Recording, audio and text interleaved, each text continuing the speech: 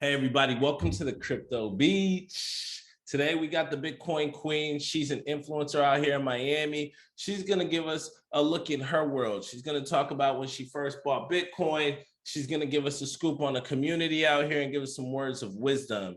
As you know, we don't get left behind. So without further ado, let's tap in. And we're gonna structure our interview into three basic segments. The first is she's going to discuss the first time she purchased crypto. The second, she's going to kind of go through some of the tools that she used, some that she would recommend and others that she would not recommend.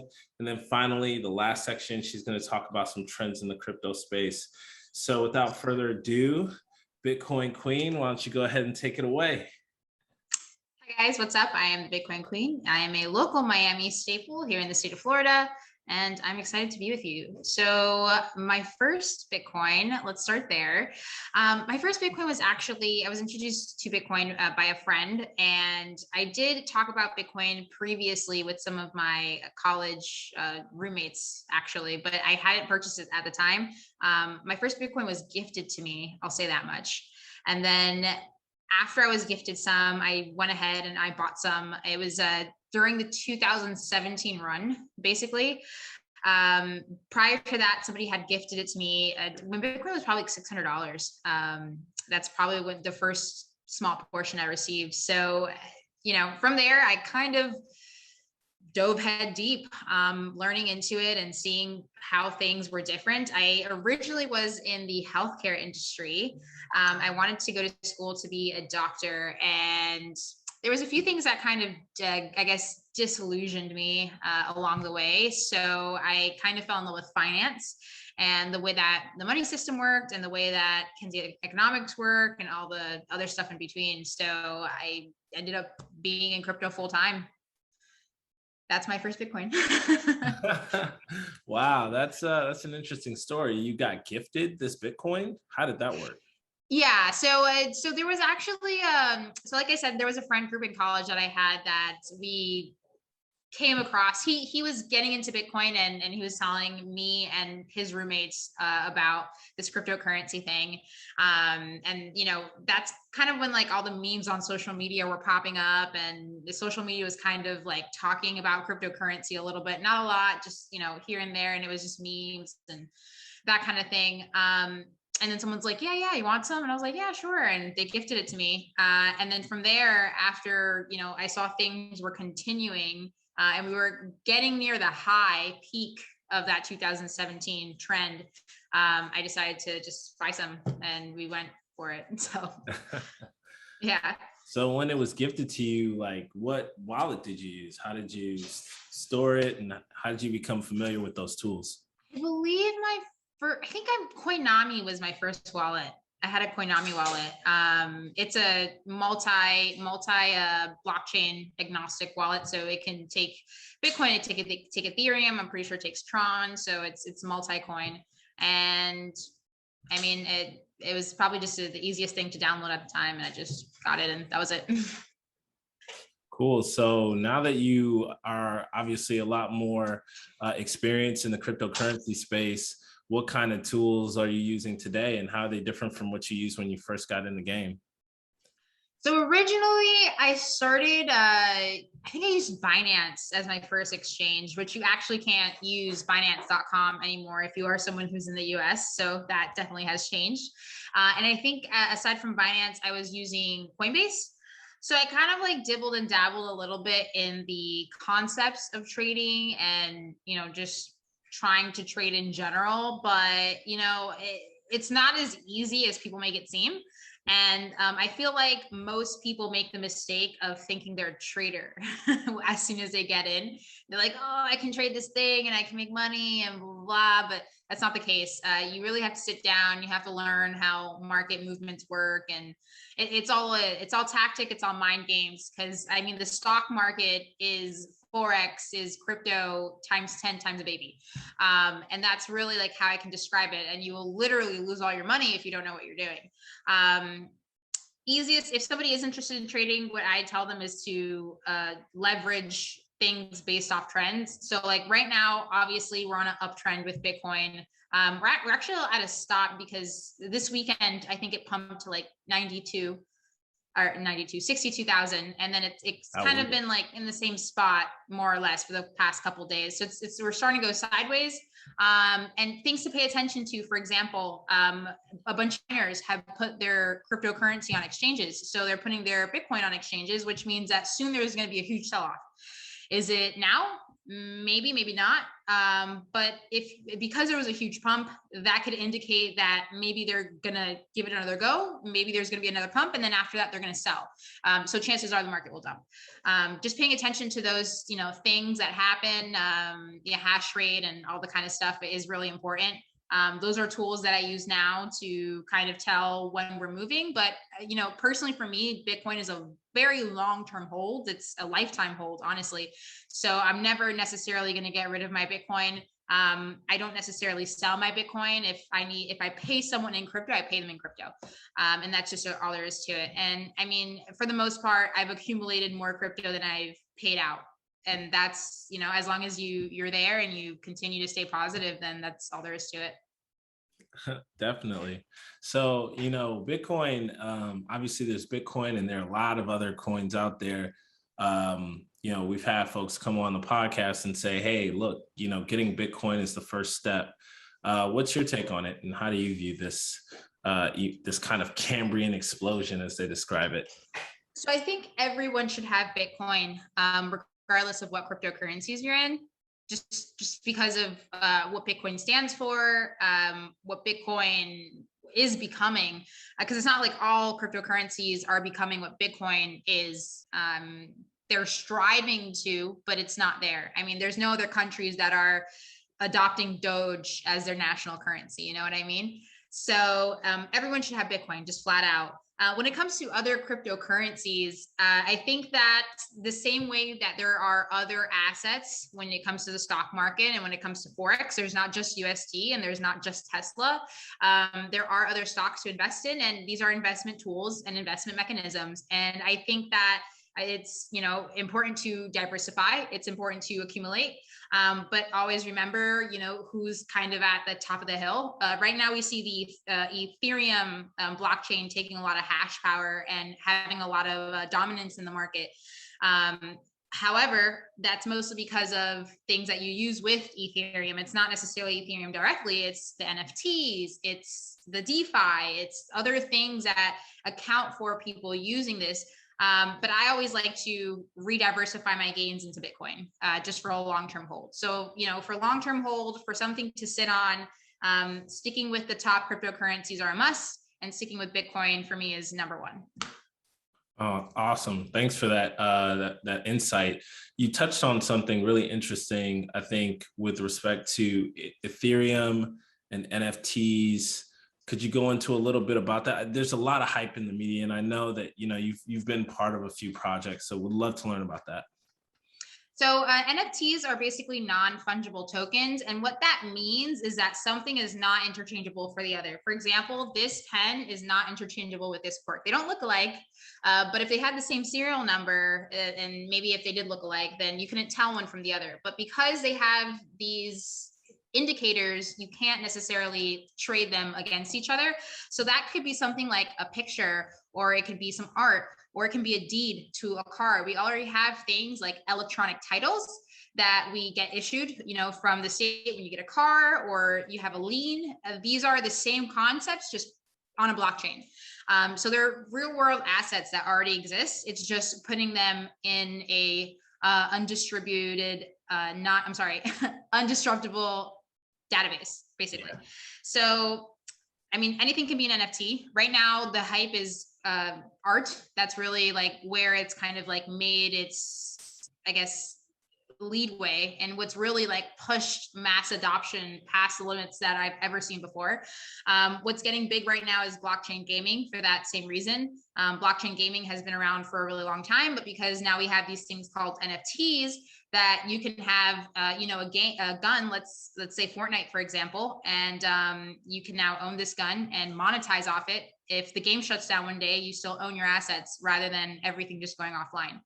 A lot of people didn't think about that in the past when game developers stopped developing games. Now it seems to be something that people are consistently paying attention to and thinking about, because it's like, all right, I spent all this money on video games. I spent all this money on upgrades and guns and skins, but there's nothing you can actually do with it. You can't trade it. You can't sell it. You can't nothing. It's just money that you gave this company.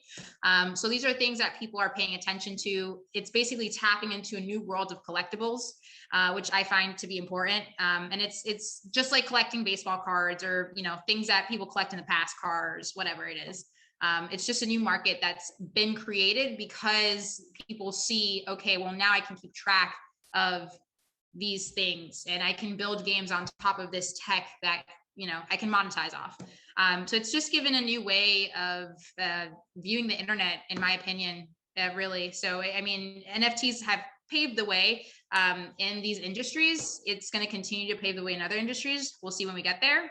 And then DeFi is just a centralized finance. Anything can be DeFi when it comes to crypto, as long as it's not centralized, meaning it doesn't live within a central server. So for example, if you ever heard of Celsius or BlockFi, these are centralized places. They do CeFi.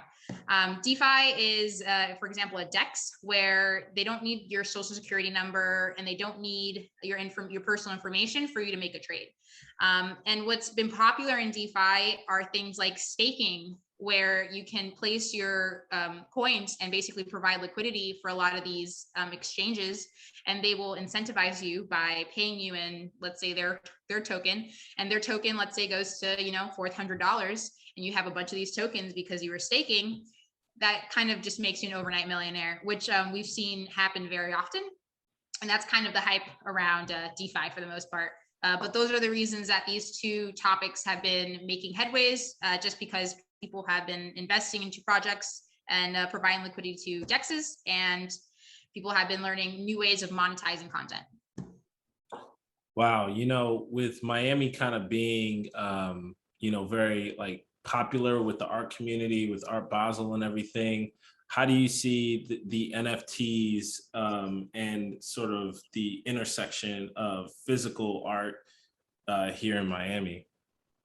So NFTs have actually been selected as one of the main topics this year for Miami Art Week, which is going to be really interesting. And right now, actually, one of the companies that I work with, BitBasel, we're ramping up to do a crypto art hackathon where artists and developers alike can submit pieces to basically like build on top of platforms and also mint artwork on top of these platforms. And they will be featured in Miami Art Week at some of our galleries. And that seems to be a very popular trend that I see right now because I think there's like 4 or 5 different conferences that week alone that are specifically for NFTs. Kadaf is one of the largest activations that happen throughout that week. They've been getting into NFTs for the past couple months now. Scope is also getting into NFTs, and they're having a Metaverse, kind of situation going on.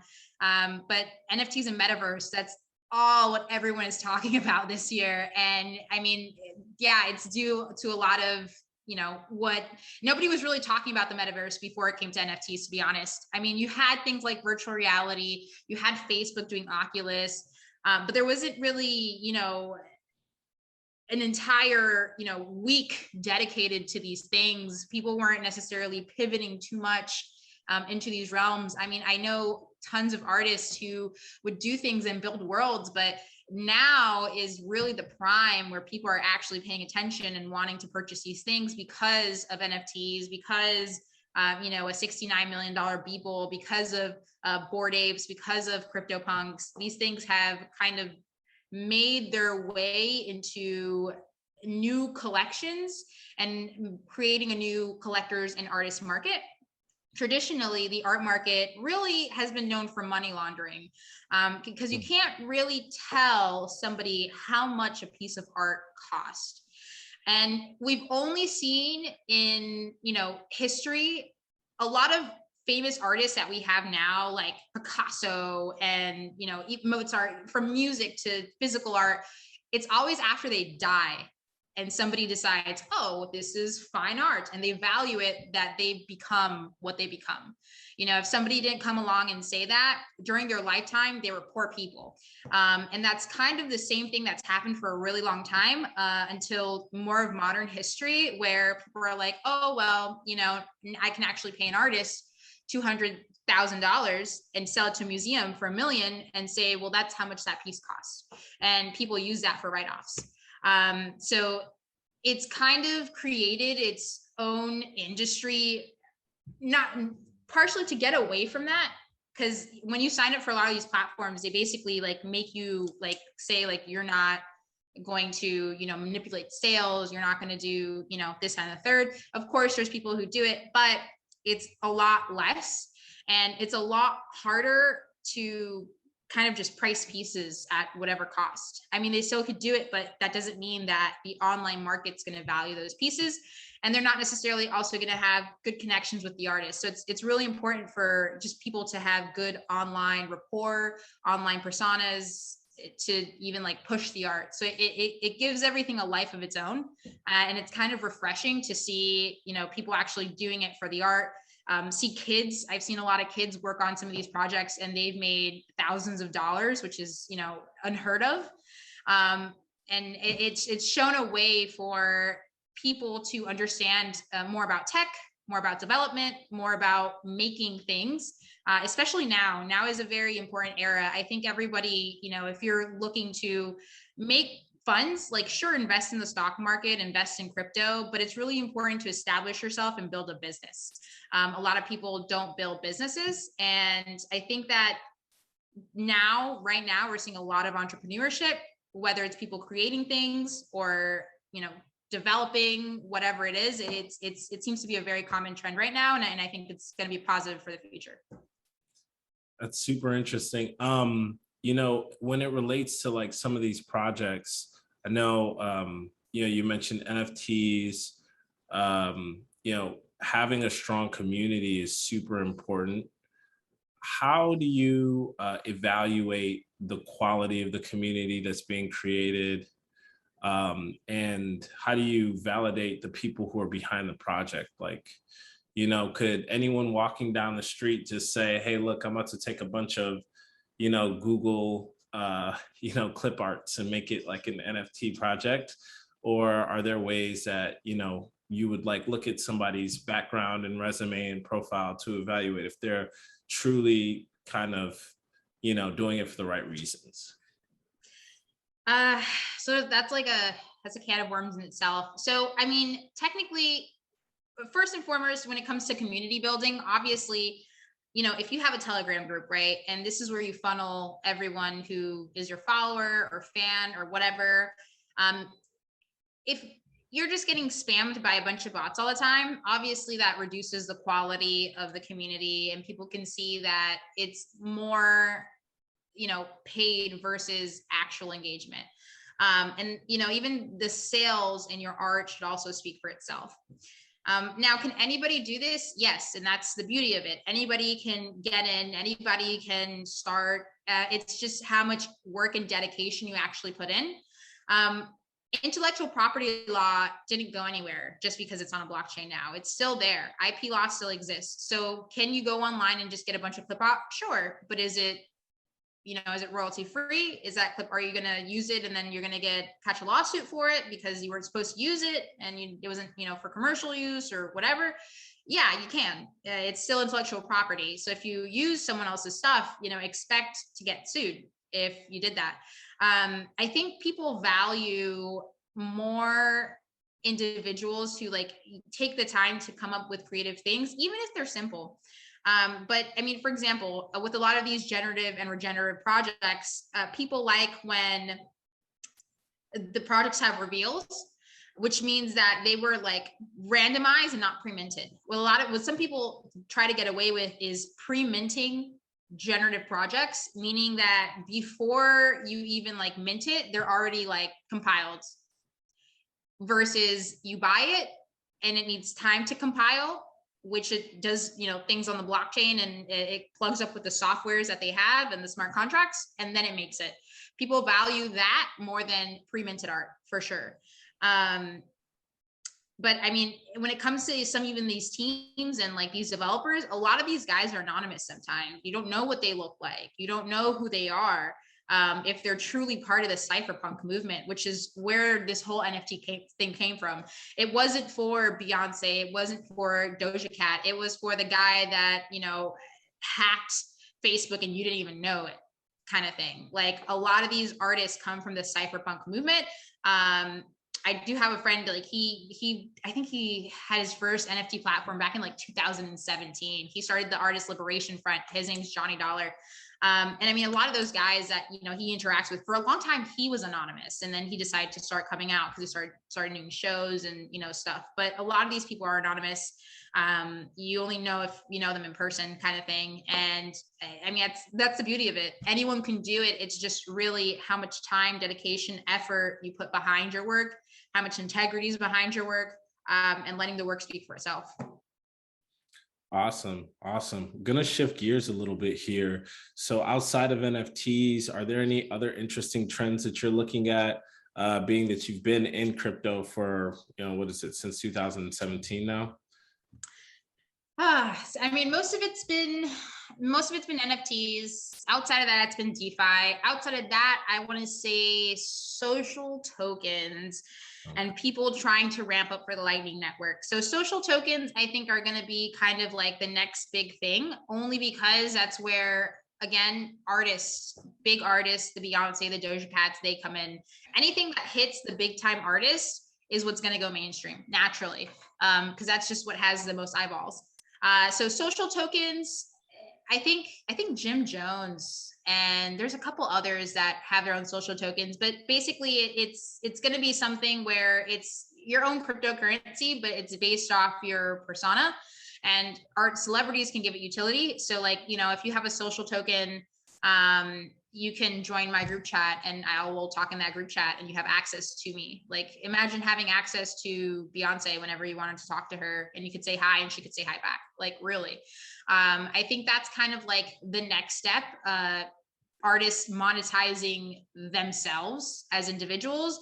And then naturally, if these, you know, tokens, and same thing, you could do that with an NFT as well. But if these social tokens, you know, kind of grow based off this artist status and the scarcity, again, that's just monetizing self. But that's probably, I guess, the next thing, quote unquote. Outside of that, if we're sticking strictly to Bitcoin, Lightning Network is something that's been worked on a lot. Just making sure that we mitigate fees within the Bitcoin space is important, and working on Lightning is important. There's also another one called Liquid, which I think that's BlockFi's side chain, if I'm not mistaken. But most people, well, some people like Liquid, some people don't. It's kind of like a hit or miss. It's low key, it's kind of like their own Bitcoin, sort of. Because I mean, why just not use Lightning, right? But for the most part, those are probably the two most interesting things. And Lightning Network, their goal is to have little to zero fees. Most of it's zero. If you use a Strike app to get Bitcoin, there's no fees because everything runs on Lightning. And that's probably like the biggest, like, you know, concern, especially with Ethereum gas fees where they are. A lot of people take fees right now seriously. We've seen that on Ethereum with layer 2. If it's on Bitcoin, it's Lightning. Interesting. Okay. So with that being said, I mean, if we were to look maybe 50 years from now, do you see a future where we're just transacting on the Lightning side chain? Everyone's making payments just using crypto. We've completely almost like disintermediated the entire banking system. What do you think? Where do you think sort of these cryptocurrencies fit in the everyday kind of purchase experience? So I think like 50 years from now, fast forward, do I think that the banking system will be dissolved? Probably not. And that's mostly because of everything that comes with the banking system, especially, you know, the Federal Reserve, for it to be dissolved and for the government to just, you know, be gone with it is just super unlikely. And that's kind of why we're getting into the topics of digital dollars now, and CBDCs, central banking cryptocurrencies, but it's no central banking digital currency. Sorry. And when you get into those conversations, these are things that the government's trying to prepare for because they're not actually going to let it happen. Now, are we going to see more countries like El Salvador potentially adopt Bitcoin as a formal form of payment? I don't see why not. I can see developing countries doing that. I don't see the United States doing that. I don't see China doing that. I don't see, the UK doing that. I can see Haiti doing that. I can see the Dominican Republic doing that. I can see, probably not Cuba. I can see, just different smaller developing countries doing it. Got countries that have gone through, an economic recession, truly, and their government's not so worried on finances. That's something huge. The dollar, the power that the dollar has just globally is a lot more risk than adopting Bitcoin. So, I mean, I just don't see the US or any major superpower doing it. That's why they're making their own, really. Because it's like, oh, why can't we just make our own crypto? Well, you can, but it's not the same. But then we get into dangerous waters because now you give banks the opportunity to control where your money goes, where you're sending it to, how you spend it. Like, can you imagine if we completely get rid of US tender physically and just have it digitally? Sorry, if you're doing drug deals, they can see that now. So, I mean, using a federal dollar would actually be a direct violation of privacy. And it's not something that for the long term, I'd recommend. And I think that for that reason, people might start using other cryptocurrencies more often than using a digital dollar. But then comes in question of, all right, well, everything's digital now. You can always follow that digital trail. Now I switch my federal dollar into Bitcoin. Well, okay, now you have to kind of like mix it up and kind of like lose the government's tracks so they don't follow your wallet. Like using Monero or using Tornado Cash or using a mixer. These are different things. I think in the future that will be more abundant if we do get rid of physical tender and go strictly digital. That will happen. Got it. Well, thanks for sharing that exercise. Sorry, it's a dark truth. You wanted to hear it. Yeah, no, I mean, people want to retain their privacy and they don't want the government in their business. Yeah. And I think that's like the big idea. But yeah, no, thank you. Well, is there anything that you want to share with the audience before we kind of transition away? Just do your own research and pay attention to things that are happening in your community, get involved, learn about technology. It's not a scary thing. It actually consumes the entire world at this point. And if we go offline, then, I mean, we have bigger problems. And yeah, if you guys have any questions, follow me on social media at the BTC Queen. If you guys are interested in art or NFTs, go to bitbasel.miami. That is one of the companies I represent.